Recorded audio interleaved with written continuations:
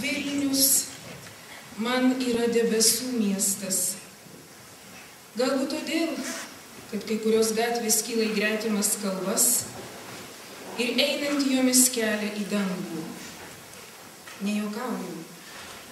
Dangus virš Vilniaus iš tikrųjų nuolatinė debesų teatro scena, deranti su miesto baroko architektūra. Česlovas Milošas. Tamsoje Šventos Onos bažnyčia ir Bernardinai žydės lyg kosminis oranžinis lelijų krūmas. Tris sparnus išskleidęs ant mėlyno kalno nutūps baltųjų kryžių feniksas. Salve, sakys tik naktį matomos, nudribtų slenksčių raidės, o namų sienose lyg veidrodžiuose atsispindės praėję amžiai. Katedros aikštė supuosis ant tylos bangų, kaip tuščias laivas, sustuokos Gucevičiaus būre. Švento Jono varpinė tiesis, kaip artimiausias kelias į dangų. Jurga Ivanauskaitė.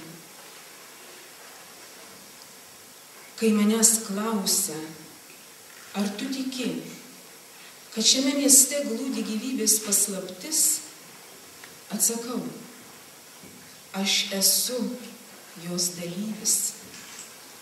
Vaidotas Daunys. Nuo praeivių geriausiai slėptis prie tikrosios Vilniaus upės. Neris Vilniaus laiko upė, atminties upė. Ji pati nieko neprisimena, tik plukdo svetimą atmintį. Netiesa, kad negalime dusyk įbristi į tą patį upės srautą. Heraklitas apsiriko, tikriau sakant, turėjo galvoj kitą, anaiptol ne šią upę. Neries vanduo suka ir suka ratu, gali daug syk įkristi į tą pačią srovę. Gali pasemti saują vandens mačiusio Vilniaus įkūrimą, išgerti gurkšnį, kurį kitados jau gėrė geležinis vilkas. Ričardas Gavelis. Gedimino pilis, Vilniaus senamiestis, pasaulio kultūros paminklai.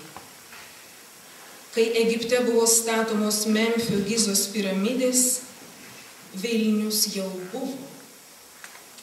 Kiek mes esame pajėgę ištirti, aukštutinės pilies teritorijoje neolito laikotarpiu jau stovėjo pilaitė, aptverta kuolelių tvora. Archeologas Sigitas Lasevickas.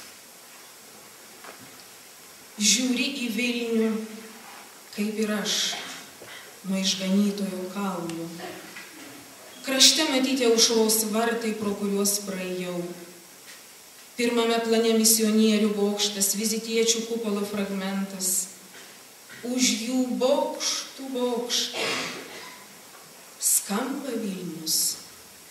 Žiūriu į Vilnių nuo išganytojo kalnų ir klausausi. Gieda bokštai. Man tai oratorija arba atėjimas į Vilnių. Išeiti iš jo negaliu. Šventaragis neleidžia.